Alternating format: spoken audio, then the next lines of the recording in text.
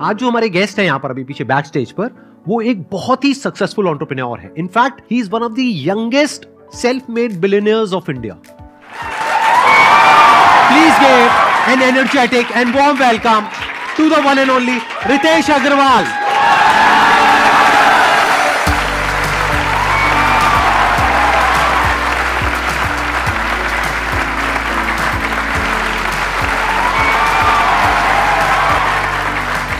Please wait here. How old were you जब आपने शुरू किया था? I started at 18.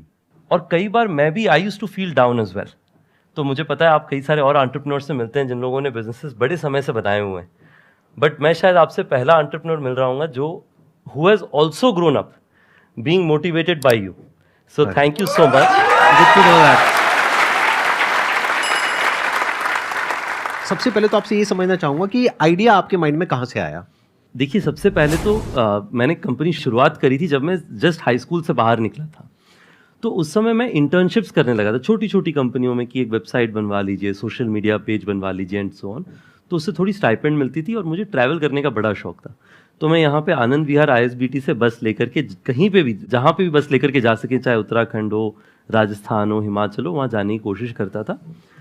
वहाँ पे रहने की जगह सारी महंगी होती थी, तो मुझे छोटी छोटी गेस्ट हाउसेस, हॉलिडे होम्स, इस तरह की जगह मिलती थी जिनको जनरली लोगों ने डिस्कवर नहीं किया होता था, पर आपको 300 रुपये, 500 रुपये, 800 रुपये में ठीक साफ़ सुथरा जगह मिल जाता था.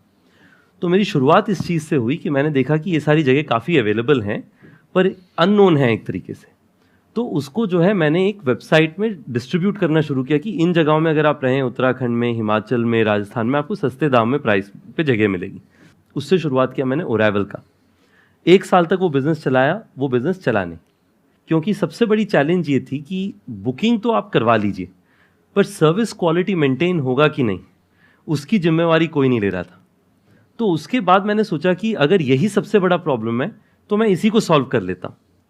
तो जो पहली गेस्ट हाउस, कई सारे जो हमारे पास छोटे गेस्ट हाउस गुड़गांव में भी हमारे साथ जुड़े थे, उनमें से एक को मैंने कहा कि आप जो है, आपकी प्रॉपर्टी को मैं सर्टिफाई करूँगा, थोड़ी क्वालिटी इंप्रूव करूँगा जिससे आपकी ऑक्यूपेंसी बढ़े, और मैं जिम्मेवारी लेकर के हर 2-3 दिन आके आपकी प्रॉपर्टी चेक करूँगा, ऑडिट करूँगा, और पहले 1-2 महीना तो मैं ही आपका front office manager, check in, checkout, cleaning सब कुछ मैं ही देखूँगा. उनकी प्रॉपर्टी में टोटल ऑक्यूपेंसी 20% से कम चलती. सिर्फ शादियाँ जब होती थी साउथ सिटी 1 एरिया में गुड़गांव में, तब शादियों में उनकी प्रॉपर्टी यूज़ की जाती थी, उसके अलावा खाली रहता. तो उन्होंने कहा कि मुझे आप पे ऐसे तो भरोसा नहीं हो रहा है, क्योंकि अगर मैं लगा हुआ हूँ इतने समय से और उसके बाद प्रॉपर्टी में ऑक्यूपेंसी नहीं आ रही, तो आपके आने पे कैसे ऑक्यूपेंसी बढ़ जाएगी. पर ठीक है, मेरा जितना अभी सिचुएशन इतना बुरा ऑक्यूपेंसी का, इससे बुरा तो और हो ही नहीं सकता, जो होगा इससे बेहतर ही होगा. तो चलो, आपको मैंने कुछ महीने के लिए प्रॉपर्टी दी, आप चलाइए, देखिए क्या होता है क्या नहीं होता है. अब उस प्रॉपर्टी में हमने 3 चीज़ें करी. सबसे पहला चीज़ हमने ये किया कि मैंने जाकर के ऑनलाइन वेबसाइट्स में देखा कि कौन सी प्रॉपर्टी टॉप रैंक में आती हैं बजट वाली. मैंने देखा कि उन सब की फ़ोटोज़ और इंटीरियर्स अच्छे होते हैं. तो इंटीरियर्स में जो वाइट लाइट थी उसको इस तरीके का मैंने वार्म लाइट से रिप्लेस कर दिया और 2-3 पेंट लगा दी. टोटल खर्चा पर कमरे का 4-5 हज़ार रुपये का आया होगा, जो कि ओनर से ही मैंने रिक्वेस्ट किया कि आप ही की प्रॉपर्टी में निवेश कर रहे हैं तो आप ही लगा दीजिए, मेरे पास तो कुछ है नहीं. उस होटल के साथ में आपने टाई अप किया, लेकिन आपने कुछ इन्वेस्ट नहीं किया? कुछ इन्वेस्ट नहीं किया, पर मैंने आइडियाज़ लगाए कि कैसे इसको इंप्रूव किया जा सके. हाँ. डायनेमिक प्राइसिंग लाई. तो होटल का प्राइस पहले हमेशा 2,000 रुपये पे फ्लैट रहता था पूरे साल. मैंने कहा कि पहला 3 कमरा 999 में सेल होगा, 999. आप लोगों ने सुना होगा जब ओयो शुरू हुआ था, हमने कहा था स्टार्टिंग एट 999. उसके बाद में पहला 3 रूम 999 पे बिक जाए, उसके बाद हर रूम पे मैं 100 से 150 रुपीज़ बढ़ा देता था प्राइस, क्योंकि एक बार वॉल्यूम बढ़ जाता. आपने इंटरनेट पे देखा होगा, बाय पॉपुलैरिटी या बाय क्वालिटी आप या फिर बाय प्राइस आप सॉर्ट कर सकते हैं होटल्स को. तो मेरा होता था कि बाय प्राइस पहले सॉर्ट करके 3 बुकिंग आ जाए, जिससे फिर बाय पॉपुलैरिटी में हम टॉप रैंक में आ जाएंगे, तब ज़्यादा प्राइस बन जाएगा. प्लस ये भी एक और इसका बेनिफिट है कि अगर 999 में कोई रुका है और उसको वैल्यू मिल गई 2000 की, तो वो रिव्यूज अच्छे मिलेंगे, तो वो रिव्यूज में भी आप टॉप पे आने लग जाओगे, जिससे कि रिव्यूज भी मिले जल्दी से जल्दी, और उससे आपका जो रिव्यूज में आप टॉप रैंक में आने लग जाएंगे. राइट. तो सिर्फ इससे जो है मैंने पहला होटल शुरू किया. पहले महीने के एंड में यादव जी की प्रॉपर्टी 90% प्लस ऑक्यूपेंसी में पहुंच चुकी थी.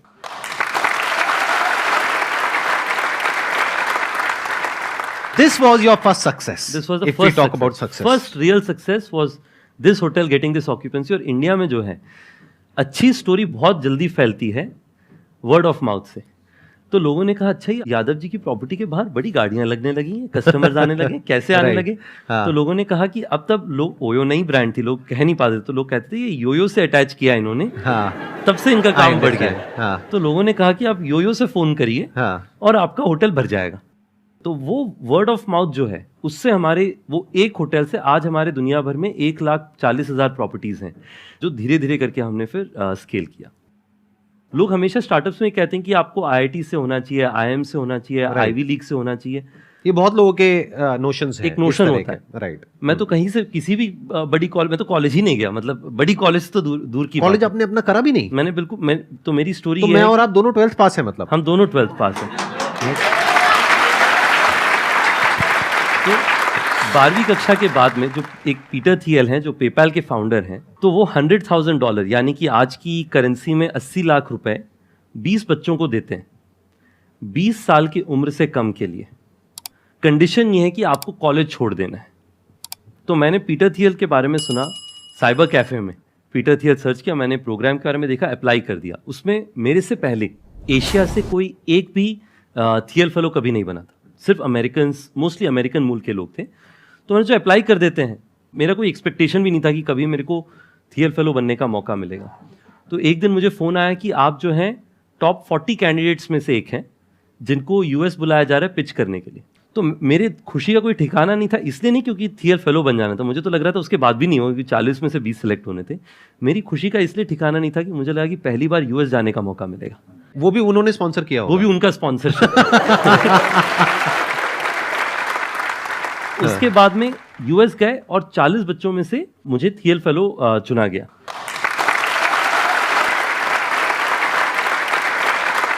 तो मतलब उस टाइम पे आपको $1 लाख मिले? $1 लाख मिले। वो मेरा पहला फंडिंग था एक तरीके से, बिना कोई स्टेक के। मैं इसके दो कारण से ये मैं आपको स्टोरी बता रहा हूँ। पहला ये है कि आपकी बैकग्राउंड क्या होती है उससे कोई फर्क नहीं पड़ता है। आप में हिम्मत है कोई चीज़ सीखने के लिए और कर दिखाने के लिए, उससे फर्क पड़ता है। और दूसरा कि आप ज़मीन में काम करने के लिए तैयार हैं कि नहीं है। क्योंकि कई बार क्या होता है, हम लोगों को ये लगता है कि अगर हम होटल के बिजनेस में हैं तो हम क्यों होटल ओनर कहीं हमें मना करके बाहर ना निकाल दे, हमें तो इस इंडस्ट्री में कुछ पता नहीं, कोई 2 सवाल पूछ लेंगे तो फेलियर हो जाएगी, रिजेक्शन हो जाएगा। उससे हमने बिल्कुल नहीं डरना है। अगर आपने स्टार्टअप करना है, उसका सबसे पहला मूल भाव ये है कि आपको अपने काम करने में शर्म नहीं आनी चाहिए। जो भी काम है, हर काम इज्जतदार है, उस पर you should be proud about it. अगर आप ये दो चीज़ करेंगे तो मुझे लगता है, एटलीस्ट मैंने ये अर्ली डेज से सीखा कि अपने काम पे इज्जत और फक्र होना चाहिए। बिल्कुल शर्म की बात नहीं है अगर आपको रिजेक्शन हो रहा है, नहीं हो रहा है। He was open for all kinds of ideas. ये बहुत बड़ी क्वालिटी है एक एंटरप्रेन्योर की। अगर आपका दिमाग काम शुरू करने से पहले ही बंद है तो एंटरप्रेन्योरशिप बिजनेस आपके लिए नहीं है। यानी you must be open for anything and everything, क्योंकि कहीं से भी अपॉर्चुनिटी आ सकती है। अब देखो ना, इनको $1 लाख कहां से आया, जो कोई सपने में भी नहीं सोच सकता। ये खुद बता रहे हैं कि उस टाइम पे एशिया से और कोई नहीं था जिसने अप्लाई किया था। यानी कि आप पहले वो इंसान बने जिसको एशिया से ये ग्रांट मिला, right? If I am not wrong. बिल्कुल। ये क्यों हो पाया? क्योंकि इन्होंने अप्लाई करने के बारे में सोचा। क्यों सोचा? क्योंकि इनके दिमाग में था कि देखते हैं, हो सकता है हो जाए, हो सकता है ना हो, ट्राई तो करें। और फिर जब इन्होंने ये किया और फिर वहां से जब वो $1 लाख आया तो उसके बाद में तो सारे दरवाजे खुल गए एक तरीके से। बिल्कुल। क्योंकि जो इन्वेस्टर्स हैं उनकी भी नजरों में आप आ गए होगे, न्यूज में आए होगे। बिल्कुल। तो एकदम से जो होता है ना, एक रिकग्निशन चाहिए होता है शुरू में, क्योंकि इंडिया के अंदर कितने एंटरप्रेन्योर्स होंगे इनके जैसे, सोचो, लाखों। लेकिन उनमें से किसको मिली वो स्कॉलरशिप या क्या कहेंगे, ग्रांट? हाँ, किसको वो ग्रांट मिला? इनको। तो इमीडिएटली जो पूरी इन्वेस्टर्स की कम्युनिटी होती है उन सबकी नजरों में आ गए कि इनको ग्रांट मिला है तो जरूर कुछ ना कुछ होगा, राइट? बिल्कुल बिल्कुल। अगर आप में से किसी की भी माइंड में कोई क्वेश्चन है तो आप पूछ सकते हैं। सर, मेरा पैकिंग और डेकोरेशन का काम है। किनारे बाजार चांदनी चौक में मेरी शॉप है, और मैं चाहता हूँ ना कि उसे पार्टनरशिप के साथ किया जाए या कई सारे लोगों की टीम बना के किया जाए। लेकिन मेरे पापा ना चाहते हैं कि तू खुद ओनरशिप कर, मतलब कि लोगों को बस एज अ एम्प्लॉय रख और ये काम कर। तो इसमें मुझे क्या करना चाहिए? मेरा सुझाव 2-3 चीज़ें। सबसे पहले तो जब मैं अपनी कंपनी शुरू कर रहा था, मुझे कई लोगों ने कहा कि रितेश, आपकी फैमिली मानेगी? मेरे जो पहले एंजल इन्वेस्टर्स थे उन्होंने एक्चुअली कहा कि मुझे आपके फादर से मिलना है कि वो आपको काम करने देंगे, आपको कॉलेज भेज देंगे बीच में हमारे इन्वेस्टमेंट के बाद में। तो सबसे पहला मेरा सुझाव ये है कि आप अगर पार्टनर्स लेके आएंगे या टीम लेके आएंगे या क्लाइंट्स लेके आ रहे हैं तो उन्हें आपको कन्विंस करना पड़ेगा। जी सर। तो आप ये समझिए कि आपका पहला क्लाइंट या पहला पार्टनर जो है आपके फादर है। आपको अपने फादर को कन्विंस करना पड़ेगा ये कहने के लिए कि आपको पार्टनर लेकर के आना है। चैरिटी बिगिंस एट होम, ये पहला है। दूसरा, आप अपने फादर को एक बार जब कन्विंस कर लीजिए, पैरेलली आपको अच्छा पार्टनर खोजना पड़ेगा, क्योंकि आपके फादर भी अगर कहेंगे किसी को पार्टनरशिप में ले आने के लिए, तो उनको ज़रूरी है कि वो अच्छा पार्टनर आए जो कि आके अपना बिजनेस को 2x करे। यानी 1 और 1 11 हुआ तो 10% देने में हर्जा नहीं है, क्योंकि दोनों ही आगे बढ़ेंगे। और तीसरा जो मेरा सुझाव है कि आपके बिजनेस को जो है, आप एक ये बताइए कि कितना बड़ा आप बना सकते हैं अगर आप अपने पार्टनर्स को साथ लेकर के आए। जैसे कि शुरुआत में अगर आपका, मान लीजिए आपने फादर को कहा कि देखिए आज जो मेरे फ्लावर डेकोरेशन का काम है, साल का कितना हो जाता होगा आपका टर्नओवर लगभग? सर अभी तो फिलहाल एक्चुअली क्या है, अभी तो सिर्फ शॉप है। इससे क्या है कि मैं चाहता हूँ ना कि मतलब जब मेरे पास पार्टनर्स हो जाएंगे तो किसी वेडिंग डेकोरेशन हो गया या बर्थडे के डेकोरेशन हो गया, इनका हम ऑनलाइन पर्पज से भी वो काम कर सकते हैं, ऑर्डर ले सकते हैं। हाँ जी, ऑल ओवर दिल्ली या कर सकते हैं, और बाकी तो सप्लाई तो ऑल ओवर इंडिया ही हम करते हैं। तो सिर्फ दिल्ली में 10,000 से ज़्यादा शादी होता है। Yes sir. अगर आपको वो बिजनेस करना है तो आपको ये सोचना चाहिए कि उसके लिए आपको कौन सी स्किल्स चाहिए। आपको स्किल चाहिए कोई वेडिंग इंडस्ट्री से हो, जिसके पास एबिलिटी हो कि सारी वेडिंग हॉल्स में उनकी जान पहचान हो, जो आपको फ्लावर्स दिला सकें। Yes sir. आपको स्किल चाहिए फ्लावर सोर्सिंग में, कि आपकी मार्जिन तभी बनेगी जब आपको फ्लावर सही रेट पे मिले। और तीसरा, आपको मैनेजमेंट चाहिए, क्योंकि शादियों में अगर टाइम पे फूल नहीं लगा या फिर फूल नया नहीं लगा तो आपकी नेगेटिव मार्केटिंग हो सकती है। लोग कह सकते हैं इनसे फूल मत लीजिएगा, शादियों में थोड़ा रिस्क होता है। Yes sir. और साथ में आप एक प्लान बनाइए कि मेरे को अगले 5-10 साल के अंदर में जो है दिल्ली में हर साल 500 या 1000 शादियों में फ्लावर डेकोरेट करना है। मुझे लगता है कि आपके फादर साहब जरूर मानेंगे। यहाँ पे ये सवाल इतना इंपॉर्टेंट नहीं है कि आपको पार्टनर्स को लेकर के आना है या किसी एम्प्लॉय को ऑनबोर्ड करना है। इंपॉर्टेंट ये है कि आपकी विजन क्या है। जैसे ये कह रहे हैं ना कि अभी इन्होंने बड़े कैजुअली एक बहुत बड़ी बात बोल दी कि अगर ऑन एन एवरेज महीने की 1000 शादियां भी आ जाती हैं तो उसके लिए कितनी बड़ी टीम चाहिए, आपको कितना कुछ चाहिए। तो उसके लिए एम्प्लॉयज भी चाहिए, पार्टनर्स भी चाहिए, स्टेक होल्डर्स भी चाहिए, सब कुछ चाहिए आपको, राइट। तो इंपॉर्टेंट ये है कि आपकी विजन क्या है। ये तो इनकी विजन है, इतना बड़ा जो ये सोच पा रहे हैं, क्योंकि ये चाहे भी तो कुछ छोटा नहीं सोच सकते आज जिस लेवल पे ये है, राइट। बट आपके माइंड में क्या है वो आप ही जानते हो कि वो सच क्या है। कि आप, हो सकता है आप अपने माइंड में सोच रहे हो कि यार अभी मेरे इस दुकान से 50-60 हज़ार लाख रुपए महीने की कमाई हो जाती है खर्चा वर्चा काट करके, अब ये करके मुझे महीने का 2-4-5 लाख रुपए भी मिल जाए तो बहुत है। तो अगर इतना ही आप सोच रहे हो, उस हिसाब से आपको लोग चाहिए। तो जैसे इन्होंने जो भी स्टेप्स बताए वो बिल्कुल परफेक्ट हैं। पहले अपने फादर को कन्विंस करिए। अगर आपके फादर मना कर रहे हैं कि पार्टनरशिप में मत करिए, तो हो सकता है उनका कुछ खराब एक्सपीरियंस रहा हो पार्टनरशिप से रिलेटेड, तो कोई रीजन हो जिस वजह से वो बोल रहे हैं। तो ये भी देखना जरूरी है कि जिसके साथ आप पार्टनरशिप करने का सोच रहे हैं, क्या उसकी विजन आपके साथ में अलाइंड हो भी रही है, नहीं हो रही है, या वो कुछ और ही सोच करके आ रहा है या आ रही है, व्हाटएवर। तो ये इंपॉर्टेंट है बिजनेस में। विजन इंपॉर्टेंट है कि आपकी विजन क्या है, कहां तक देख पा रहे हो। In fact I think, please correct me if I am wrong, आपके करियर में जो सबसे बड़ा जो टर्निंग पॉइंट रहा होगा, ये जो आप यूएस गए और आपको ग्रांट मिला, I think this must have been the biggest turning point of your life in terms of thinking big. नहीं, बिल्कुल। आई थिंक ये जो एक बहुत बढ़िया बात बता रहे हैं सर। सबसे पहले तो I fully agree with sir in saying कि आपको एक अपने तरफ से क्लियर होना चाहिए कि मैंने क्या करना है। अगर आपका एम्बिशन है एक्स, आप अगर पार्टनर को बिना एक्सपेक्टेशन सेटिंग के ले आए, like in any situation, expectation setting is most important. उनकी एक्सपेक्टेशन कुछ और है, आपकी कुछ और है, तो आपकी डेली लड़ाइयाँ होंगी। You should avoid it. तो आप एक्सपेक्टेशन सेटिंग करिए, उसके हिसाब से आप सही पार्टनर खोज पाएंगे। जो थिंकिंग बिग है, बहुत ज़रूरी चीज़ है कि मैंने हमेशा सीखा है, you are the average of 10 people around you. जिसका मतलब आपके आसपास के जो 10 लोग हैं, आप ना चाह के भी उन 10 लोगों के एवरेज बन जाते हैं। अगर आपके आसपास 10 लोग हैं जो बड़ी चीज़ें सोच रहे हैं, आप अगर छोटी सोच रहे हो, आप उनके आसपास रह के सोचते हो थोड़ा मैं भी बड़ी सोच लेता हूँ, बड़ा नहीं तो मीडियम तो सोच लेते हैं छोटे से।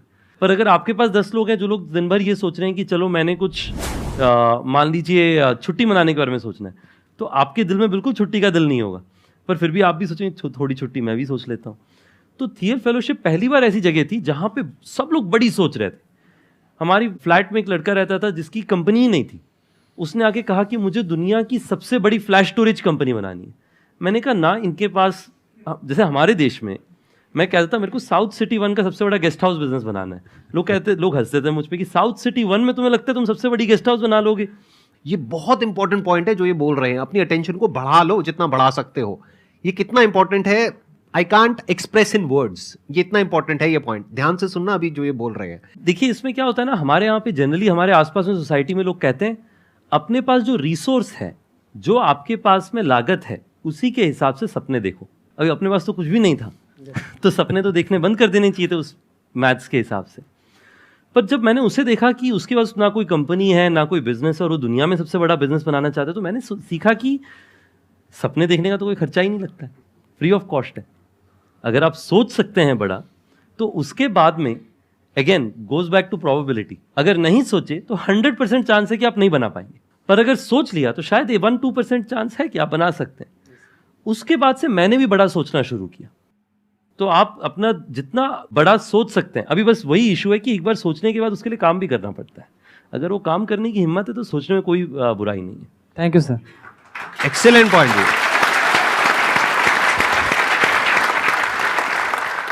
सर जैसा आपको देख के लग रहा है, जो मेरे को फील हो रहा है, आप बहुत कूलर काम पर्सन है, एंड जिस हिसाब से आप बता रहे हो कि आपने ऐसे बिजनेस कैसे स्टार्ट किया, तो लाइक अब कुछ पास्ट ईयर से हम देखते हैं जैसे ओयो के बारे में ऐसे मीम्स बनते हैं, या अभी फरवरी का मंथ आएगा तो वो सब स्टार्ट हो जाएगा।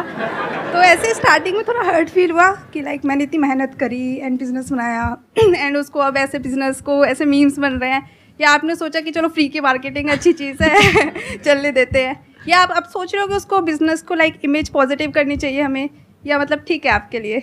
इस पे मेरे 3 डिफरेंट पर्सपेक्टिव्स हैं। अगर मैं पूरा ब्रॉडर जो है couple slash individuals same city travel उसके बारे में बताऊं, सबसे पहला तो ये है कि मैं पर्सनली जो है प्रोमिस्क्विटी प्रमोट नहीं करता, या फिर मेरा ऐसा कोई व्यू नहीं, मुझे मतलब आई ऑल्सो डोंट प्रमोट की कोई एक्स्ट्रा मैरिटल वो, मुझे लगता है कि I have a very personal view of saying कि जो एक कॉमन इंडियन नैरेटिव है कि relationship should be built over a period of time, but वो तो मेरा पर्सनल व्यू है।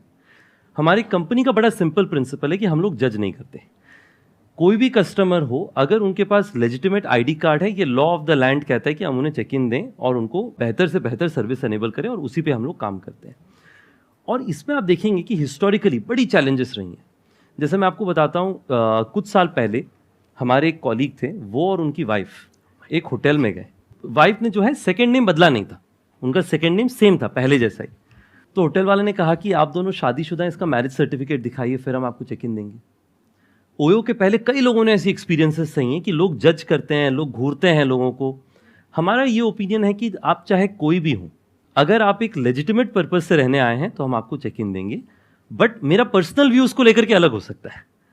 जो तीसरा है, और ये भी बहुत क्रूशियल चीज़ है, कि आज के दिन में ओयो में अगर आप देखें जो कंज्यूमर सेगमेंट है वो बहुत ब्रॉड है। आप सेम होटल में देखेंगे यंगस्टर्स होंगे जो लोग मतलब 20, 25, 30 साल की उम्र में हैं, उसी होटल में रह रहे होंगे 50 साल 60 साल की उम्र की फैमिलीज, उसी के बगल में रह रहे होंगे कॉर्पोरेट क्लाइंट्स। और अगर आप लोग कुछ ओयो में रहें तो आपने देखा होगा कि वहाँ पे मैं कई बार होटल में खुद जाके रिसेप्शन में बैठता हूँ, चेक इन कराता हूँ आजकल भी, टू लर्न की कौन आ रहा है। It is just a fascinating experience कि हर तरीके के कस्टमर आते हैं। आज के दिन में जान के आपको खुशी होगी कि हमारा लगभग जो है 30% बिजनेस सिर्फ रिलीजियस डेस्टिनेशन जैसी जगहों से आता है। तो ओयो आपके लिए top of the mind choice होना चाहिए, यही हमारा ब्रांड का एस्पिरेशन है।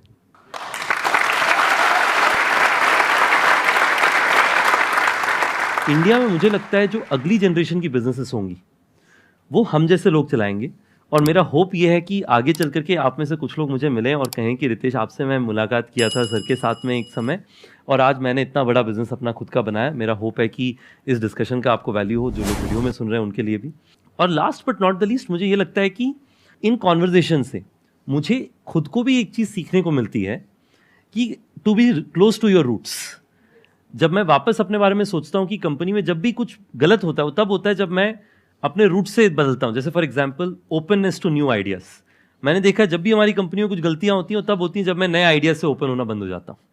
तो हमेशा अपने, ऐसा नहीं कि रूट से इतना अटैच हो जाओ कि बदलो मत, बट जो रूट के समय में जब कुछ भी नहीं था आपके पास में, आपकी वैल्यू सिस्टम क्या थी, उसे आप कंटिन्यू रखें। ये 3 चीज़ें मेरे लिए काफ़ी वैल्यूएबल थी, तो मेरे लिए तो it has been fantastic. Thank you आप लोगों ने मुझे बोला। एक्सेलेंट जी, एक्सेलेंट। हाँ, थैंक यू सो मच जी, thank you so much for coming.